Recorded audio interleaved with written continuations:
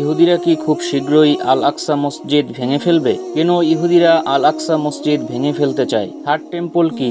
কেন ইহুদিরা লাল গরু জবাই করে পবিত্র হতে চায়? থার্ড টেম্পলের জন্যই কি ফিলিস্তিনে চলছে গণহত্যা?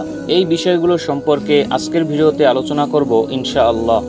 মুসলিমরা এমন একটি পৃথিবীতে বসবাস করত যেখানে মুসলিম উম্মহের হৃদয় ছিল এক, কণ্ঠস্বর ছিল এক, নেতৃত্ব ছিল এক। সেই দিনগুলোতে মসজিদুল আকসা দখল করার চিন্তা ইহুদিরা কল্পনাও করতে পারত না। তখন ইসরায়েল নামক কোনো রাষ্ট্র পৃথিবীর মানচিত্রে ছিল না। ছিল না মুসলিমদের রক্তে ভেজা গাজা কিংবা জুলুমে বিধ্বস্ত পশ্চিম তীর। তখন উসমানীয় খিলাফতের নেতা সহ অন্যান্য মুসলিম নেতাদের হাতে ইহুদিরা স্বর্ণের পাহাড় তুলে দিতেও রাজি ছিল।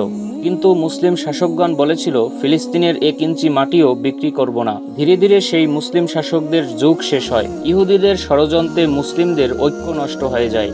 বর্তমানে পৃথিবীতে অনেক বড় বড় মুসলিম দেশ থাকার পরেও ফিলিস্তিনে ইহুদিরা গণহত্যা চালাচ্ছে। আপনারা এই ম্যাপে দেখতে পাচ্ছেন কত বড় বড় মুসলিম দেশ, তারা আজ মুখ বন্ধ করে বসে আছে। 1948 সালের পর থেকে ইসরায়েল ধীরে ধীরে ফিলিস্তিনের ভূমি দখল করা শুরু করে। বর্তমানে ফিলিস্তিনের বেশিরভাগ অংশই ইসরায়েলের কবজায়। তাদের মূল টার্গেট হলো আল আকসা মসজিদ ভেঙে সেখানে থার্ড টেম্পল নির্মাণ করা।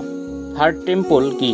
হযরত সুলাইমান আলাইহিসসালাম জেরুজালেম নগরী প্রতিষ্ঠা করেন। আল্লাহ তাআলার নির্দেশে তিনি পুনর্নির্মাণ করেন মুসলমানদের প্রথম কিবলা আল আকসা মসজিদ। হযরত সুলাইমান আলাইহিসসালামের ইবাদত গৃহ ইহুদিদের কাছে ফার্স্ট টেম্পল নামে পরিচিত।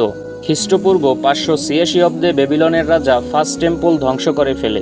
হিব্রু বাইবেল অনুযায়ী 537 খ্রিস্টপূর্বাব্দে ফার্স্ট টেম্পলের জায়গায় সেকেন্ড টেম্পল নির্মাণ কাজ শুরু করা হয়। 66 খ্রিস্টাব্দে ইহুদিরা রোমান সাম্রাজ্যের বিরুদ্ধে বিদ্রোহ শুরু করে। এরপরে 70 খ্রিস্টাব্দে রোমান সেনাবাহিনী সেকেন্ড টেম্পলও ধ্বংস করে ফেলে। বর্তমানে আমরা যেই আল আকসা মসজিদটি দেখি সেটি হযরত ওমর রাদিয়াল্লাহু তাআলা আনহু নির্মাণ করেছিলেন। এরপর থেকে প্রায় 2000 বছর ধরে ইহুদিরা তাদের স্বপ্নের থার্ড টেম্পল বানানোর আশায় বসে আছে। থার্ড টেম্পল তৈরি না করতে পারলে তাদের মাসিহ দাজ্জালের আগমন হবে না, তারা এমনটাই বিশ্বাস করে। তাদের বিশ্বাস, থার্ড টেম্পল তৈরি করার পরই তাদের ত্রাণকর্তা দাজ্জালের আগমন ঘটবে। বহু বছর আগে থার্ড টেম্পলের নকশা তৈরি করে রেখেছে ইহুদিরা। এই নকশা বর্তমানে আল আকসার পাশের একটি বাড়ির ছাদে ভিজুয়ালেশন করে রাখা হয়েছে। এই নকশার আকৃতিতেই তারা থার্ড টেম্পল তৈরি করতে চায়। এই টেম্পল তৈরি করার জন্য তাদের বিভিন্ন ঐতিহাসিক জিনিসপত্রের প্রয়োজন হবে। বিভিন্ন মূল্যবান পাথর, পবিত্র বাতাস এবং তাদের পবিত্র হতে লাল গাবি বলি দেওয়া সহ আরও বিভিন্ন বিষয় রয়েছে। ইহুদিরা বিশ্বাস করে লাল গাবি বলি দেওয়ার পর তার ছাই জেরুজালেমে তৃতীয় ইহুদি মন্দির বা থার্ড টেম্পল নির্মাণে ব্যবহার করা হবে। আর এটা তখনই সম্ভব হবে যখন তারা লাল গাবি বলি দিয়ে তার ছাই দিয়ে তারা পবিত্র হবে। ইহুদিদের বিশ্বাস বা ঐতিহ্য হলো একটি সম্পূর্ণ লাল গাবির ছাই তাদের গোটা জাতিকে পবিত্র করবে।